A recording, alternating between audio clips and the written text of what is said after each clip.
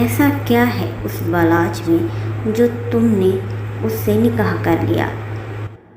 اسے فرحات کی تھوڑی اونچی آواز سنائی دی اور اس کی تمام سماعت شدت سے خرم کے جواب کا انتظار کرنے لگی۔ دیکھو فرحات، میں صاف سی بات کرنے کی عادی ہوں۔ میں نے یہ نکاح اپنی مرضی سے نہیں کیا، میں نے بس اپنے ماں باپ اور چچا چچی کا مان رکھا ہے۔ اس نے دھیمے انداز میں جواب دیا۔ تو ٹھیک ہے، پھر تم بالاج سے طلاق لے لو، پھر ہم دونوں شادی کر لیں گے۔ یقین کرو میں تمہیں بہت خوش رکھوں گا۔ باہر کھڑے بالاج کا صبر اب جواب دینے لگا تھا۔ جب اسے خرم کی آواز سنائی دی، کس طریقے سے سمجھاؤں تمہیں کہ میں تم سے شادی نہیں کر سکتی؟ مانا کہ میں اور بالاج بہت لڑتے ہیں اور ہم دونوں ایک دوسرے کو پسند بھی نہیں کرتے، لیکن بالاج کا کردار پاک ہے۔ میں اس کے پاکیزہ کردار کی گواہ ہوں۔ میں نے کبھی اسے کسی لڑکی کے ساتھ ہنستے ہوئے تو کیا بات کرتے ہوئے بھی نہیں دیکھا، اور تم نے اپنے کردار کو دیکھا ہے؟ جس شخص کی ایک وقت میں نہ جانے کتنی گرل فرینڈ ہوں، میں ایسے شخص سے کیسے شادی کر سکتی ہوں؟ خیر، میرا اور بالاج کا نکاح ہو چکا ہے اور اب تم یہاں سے جا سکتے ہو، اس نے دروازے کی سمت اشارہ کرتے ہوئے کہا۔ لیکن حور، ابھی فرحات نے اتنا ہی کہا تھا جب خرم نے اسے درمیان میں ہی ٹوک دیا۔ اور پلیز یہ حور مت کہا کرو مجھے، خرم نام ہے میرا، اور اب جاؤ یہاں سے۔ اس دفعہ اس نے برہمی سے کہا، اور بالاج خرم کا جواب سن کر جلدی سے سیڑھیاں اتر کر بالکنی پر آ کر ایک ٹانگ دیوار سے ٹکا کر کھڑا ہو گیا۔ فرحات تھوڑی ہی دیر میں سیڑھیاں اترتا ہوا نیچے بالکنی تک آیا اور بالاج کو دیکھ کر جل اٹھا، جو اپنی مخصوص مسکراہٹ کے ساتھ بڑی شان سے کھڑا تھا۔ کیا ہوا، جواب مل گیا فرحات صدیقی؟ اس نے ایک ابرو اٹھا کر سوال کیا۔ تم؟ فرحات نے دانت پیستے ہوئے کہا، جب بالاج نے فوراً کہا، جی میں بالاج احمد، خرم بالاج کا شوہر، اور کچھ پوچھنا ہے؟ اس نے دل جلا والے انداز میں کہا، اور فرحات دل ہی دل میں جل ہی تو گیا تھا، اس لیے وہ وہاں سے غصے میں واک آؤٹ کر گیا اور پیچھے بالاج کا جاندار قہقہ بلند ہوا اور وہ اطمینان سے خرم کے کمرے کی طرف چل دیا۔ ارے بس رقیہ، کیا بتاؤں، میں تو اسی دن آ رہی تھی جس دن تم نے کال پر خرم اور بالاج کے نکاح کی دعوت دی تھی۔ یقین مانو میرا تو دل ہی خراب ہو گیا۔ بھلا خرم اور بالاج کہاں رہ سکیں گے ایک ساتھ، اور مجھے کم از کم تم سے اس بے وقوفی کی توقع نہ تھی۔ نسیمہ آنٹی نے برا سا منہ بنا کر کہا۔ کیا ہو گیا ہے آپا آپ کو؟ مانا کہ خرم اور بالاج بہت لڑتے ہیں، مگر شادی کے بعد ٹھیک ہو جائیں گے دونوں۔ اور یقین کریں آپا، بھائی جان نے اتنی محبت سے خرم کو مانگا تھا کہ میں انکار ہی نہ کر سکی۔ اور پھر بالاج نیک بچہ ہے، اور سب سے بڑی بات میری آنکھوں کے سامنے بڑا ہوا ہے، میں نے آج تک کوئی برائی نہیں دیکھی اس میں۔ رقیہ نے دھیمے لہجے میں جواب دیا۔ اچھا چلو خیر، جو خدا کو منظور، بس دونوں خوش رہیں۔ انہوں نے ایک نظر اپنے بیٹے کے مرجھائے ہوئے چہرے کو دیکھ کر دعا دی، آمین۔ رقیہ بیگم نے صدقے دل سے کہا، پھر کچھ یاد آنے پر بولی، آپا آپ کتنے دن کے لیے آئی ہیں یہاں، مطلب کہاں رکیں گی؟ انہوں نے ان کے قیام کے بارے میں پوچھا۔ فرحت کی بیٹی کی رسم تک یہیں رکوں گی، تقریباً 10 دن بعد ہی تو ہے رسم۔ تو اب اسی ہی گھر میں رکوں گی۔ انہوں نے بتلایا۔ اچھا ہاں، فرحت نے ذکر کیا تو تھا مجھ سے۔ خیر آپ بتائیں، لڑکا کیسا ہے، کیا کرتا ہے؟ اور پھر وہ دونوں باتوں میں مشغول ہو گئیں۔ وہ دروازہ نوک کر کے اندر داخل ہوا تو اسے کسی گہری سوچ میں گم پایا۔ اس نے کھنکھار کر اسے متوجہ کیا، جس پر وہ ہڑبڑا کر کھڑی ہو گئی۔ تم یہاں، خیریت، کوئی کام تھا؟ وہ فرحات کی کہی ہوئی باتوں کو سوچ رہی تھی جب بالاج کے پکارنے پر متوجہ ہوئی۔ کیوں، کیا پہلی دفعہ آیا ہوں تمہارے روم میں؟ اس نے ایک ابرو اٹھا کر پوچھا۔ نہیں، خیر چھوڑو، کیا کام تھا؟ اس نے اس سے سوال کیا۔ چارجر چاہیے تھا تمہارا؟ میرا مل نہیں رہا۔ اس نے اسے اپنے آنے کا مقصد بتایا۔ رک، دیتی ہوں۔ اس نے سر ہلا کر اٹھتے ہوئے کہا۔ اس نے اٹھتے ہوئے دیکھا، پھر کچھ سوچ کر پوچھا، یہ فرحات آیا تھا تمہارے روم میں؟ چارجر نکالتے ہوئے اس کے ہاتھ ایک پل کو رکے۔ تمہیں اس سے کیا کہ وہ کیوں آیا تھا؟ اس نے فوراً سوال کیا۔ اس نے ایک پل رک کر اسے دیکھا، پھر جب وہ بولا، اس کا لہجہ دھیما مگر ٹھنڈا تھا۔ بہرحال وہ جس بھی مقصد کے لیے آیا تھا میں نہیں جانتا۔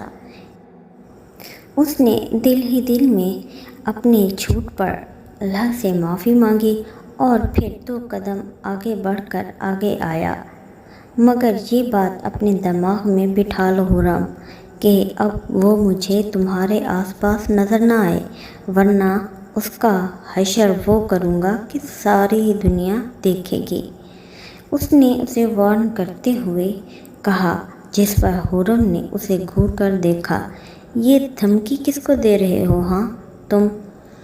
اب تم مجھ پر آرڈر چلاؤ گے؟ اس نے غصے سے تل ملاتے ہوئے کہا۔ تم جو بھی سمجھو، مگر تم اچھی طرح جانتی ہو میں نے جو کہا ہے وہ میں کر بھی سکتا ہوں۔ اس نے اس کے غصے کو نظر انداز کرتے ہوئے، اور یہ تو سچ تھا کہ وہ جو کہتا تھا کر کے دکھاتا تھا۔ تم کیوں کر رہے ہو ایسا؟ خرم نے گھور کر پوچھا۔ وہ کچھ دیر خود بھی سمجھ نہیں پایا۔ پتہ نہیں، اس نے دھیمے لہجے میں کہا، اور اس کے روم سے باہر آ گیا۔ وہ جو کل تک اپنی کیفیات سے ناواقف تھا، رات جب وہ سونے کے لیے لیٹا تو سارے پردے خود بخود ہٹتے گئے، ہر دروازہ چمکتی ہوئی کرن کے ساتھ کھلتا چلا گیا، اور سب سے آخری دروازہ جو کہ دل کا دروازہ تھا، اس پر بیٹھی تھی خرم بالاج، بڑی شان کے ساتھ محبت کی چھڑی کو ہاتھ میں لیے اس کے دل کے تاروں کو چھیڑتے ہوئے وہ اٹھ کر بیٹھ گیا۔ یہ احساس، یہ جذبہ اتنا پرمسرت تھا کہ وہ یقین ہی نہیں کر پا رہا تھا۔ اوہ، تو آخر کالی بلی نے راستہ کاٹ ہی لیا۔ اس کے انابی لب مسکرائے، اور وہ محبت کے خوابوں کو آنکھوں میں سجائے نیند کی آغوش میں اترتا چلا گیا۔ سمجھتا کیا ہے خود کو؟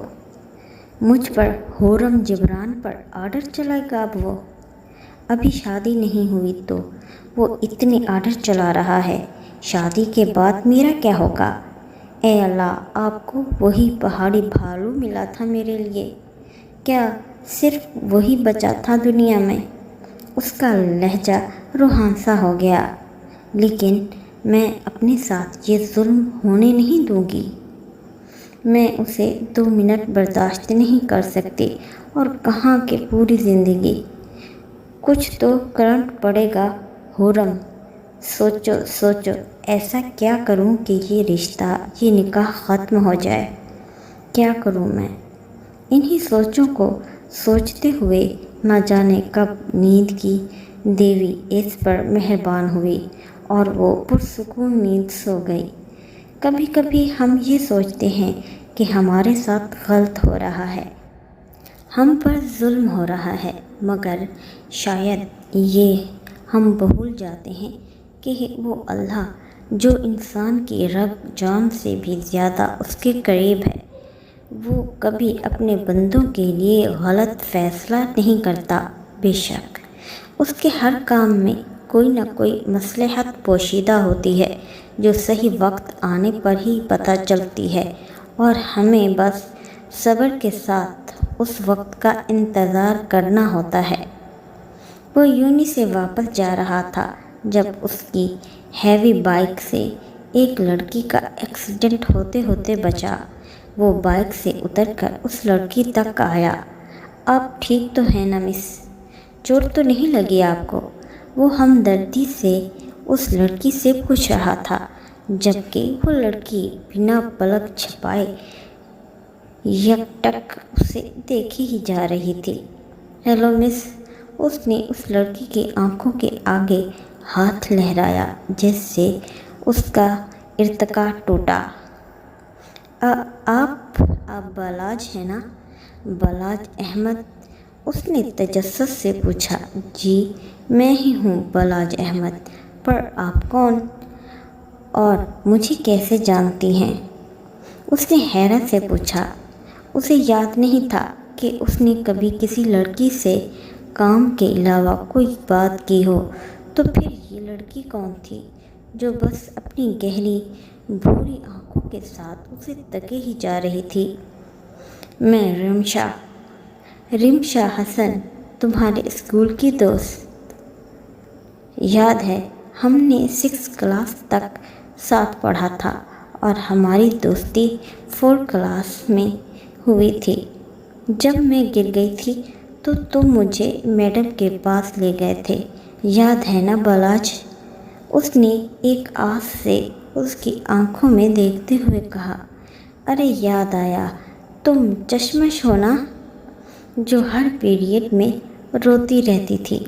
اس نے ہنستے ہوئے کہا تو رمشا نے اطمینان کے ساتھ ہاں میں سر ہلایا، اور پھر فون نمبرز کا تبادلہ ہوا اور دونوں نے بعد میں ملنے کا ارادہ کرتے ہوئے اپنے اپنے گھروں کی راہ لی۔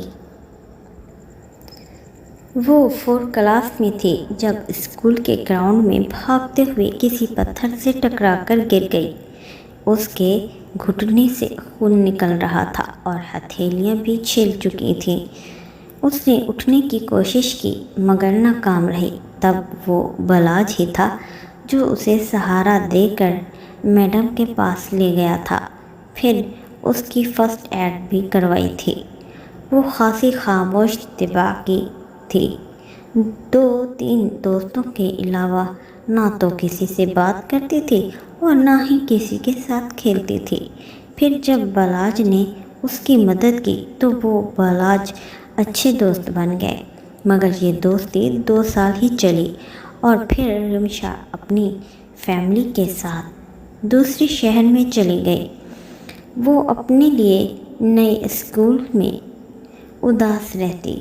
وہ بس دعا کرتی کہ ایک دفعہ بلاج اسے مل جائے، اور جب اس نے شعور کی دہلیز پر قدم رکھا تو تب بھی اس کی دعاؤں میں تبدیلی نہیں آئی۔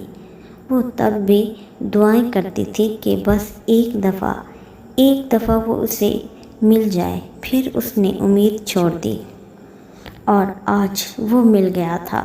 وہ بہت خوش تھی، اس کی خوشی کا کوئی ٹھکانہ ہی نہیں تھا، مگر یہ خوشی اس کے لیے بہت کم وقت کی تھی۔ اس نے گھر آ کر باتھ لیا اور پھر اپنے بال سنوار کر باہر آ گیا۔ کل رات جو محبت کے رنگ اس پر آشکار ہوئے تھے، انہیں حرم تک بھی تو پہنچانا تھا، اسی لیے وہ حرم کو پورے گھر میں ڈھونڈ رہا تھا، مگر نہ جانے وہ کہاں تھی۔ لاؤنج سے گزرتے ہوئے زیان اور عنایا کی جب اس پر نظر پڑی تو اس تک چلے آئے۔ کیا ہوا بلاج بھیا، پریشان لگ رہے ہیں آپ؟ زیان نے اس کے چہرے کو دیکھتے ہوئے کہا، جس پر اس نے ان تینوں کو دیکھا۔ وہ دونوں تو اسے ہی دیکھ رہے تھے، مگر زیام اسے دانت نکال نکال کر دیکھ رہا تھا۔ نہیں، کچھ نہیں، تم لوگ جاؤ۔ چٹکو، تم ذرا میرے ساتھ آؤ۔ زیام کے دانت ایک دم اندر رک گئے اور وہ دونوں وہاں سے چلے گئے۔ جب بلاج نے پیچھے مڑ کر دیکھا تو وہ وہیں کھڑا تھا۔ وہ اس تک چل کر آیا۔ کیا بات ہے چٹکو، یہ اتنے دانت کیوں نکل رہے تھے تمہارے؟ اس نے ایک ابرو اٹھا کر پوچھا۔ کیونکہ میں جانتا ہوں کہ آپ کسے ڈھونڈ رہے ہیں، اس نے کسے پر زور دے کر کہا۔ بلاج اپنے 10 سالہ بھائی کو دیکھ کر مسکرا دیا۔ اچھا چلو بتا دو، کہاں ہے تمہاری آپیہ؟ اس نے سیدھی سیدھی بات کی، ورنہ اگر وہ زیام کو گھماتا تو زیام اسے ایسا گھماتا کہ وہ چاہ کر بھی باہر نہ آ پاتا۔ یہ تو آپ کو زیادہ پتہ ہوگا نا، زیام نے ہنستے ہوئے کہا، جبکہ بلاج اسے گھور کر دیکھنے لگا۔ لگتا ہے تمہاری آپیہ کا اثر آ گیا ہے تم پر، تب ہی اتنی زبان چل رہی ہے تمہاری۔ بلاج نے اس کا کان کھینچتے ہوئے کہا۔ بھیا کان تو چھوڑیں۔ بلاج نے اس کا کان چھوڑا تو وہ کچھ فاصلے پر کھڑا ہوا، پھر دانت نکالنے لگا۔ And for your kind information بڑے بھیا، اب وہ میری آپیہ نہیں بلکہ بھابھی ہیں، بھابھی۔ اس نے یہ کہتے ساتھ ہی سیڑھیوں کی طرف دوڑ لگا دی۔ صبر کرو چٹکو، ابھی بتاتا ہوں تمہیں۔ بلاج ہنستے ہوئے اس کو پکڑنے کے لیے اس کے پیچھے بھاگا، جب سامنے سے آتی خورم سے ٹکرایا اور وہ جو آخری سیڑھی پر تھی دھڑام سے نیچے آ گری۔ اس نے خونخوار نظروں سے بلاج کو دیکھا، جو پیٹ پکڑ کر ہنسنے میں مصروف تھا۔ زیام اسے آل دا بیسٹ کا اشارہ کرتے ہوئے چلا گیا۔ اس کی ہنسی رکی تو اس نے خورم کی طرف دیکھا، جو لال چہرہ لیے اسے کھا جانے والی نگاہوں سے دیکھ رہی تھی۔ بلاج نے اس کی مدد کے لیے ہاتھ بڑھایا، جسے اس نے جھٹک دیا۔ اندھے ہو تم، 1 نمبر کے، دیکھ کر نہیں چل سکتے تھے، اندھوں کی طرح بھاگ رہے ہو۔ وہ ہاتھ جھاڑتے ہوئے کھڑی ہو گئی۔ اس کی آواز قدرے اونچی تھی، جسے سن کر وحید احمد، جو آج طبیعت خراب ہونے کی وجہ سے گھر میں تھے، شور سن کر وہاں آ گئے۔